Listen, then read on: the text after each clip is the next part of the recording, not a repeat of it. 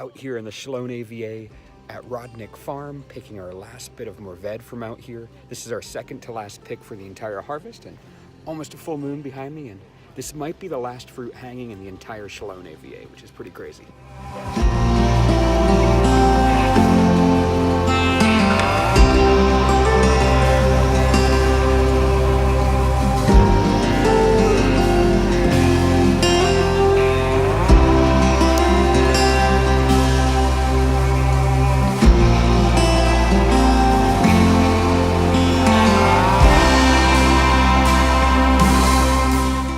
So we just got our, moon again.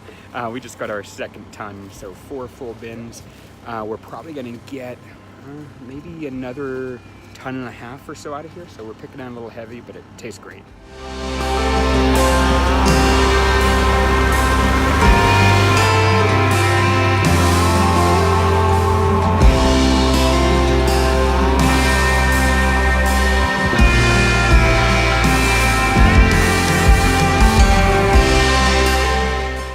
So we just finished up here at Rodnick Farm for the year, bringing in the last 7 bins of Mourvèdre, and try to get in the light here.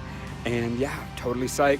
Time to get unsticky and crash.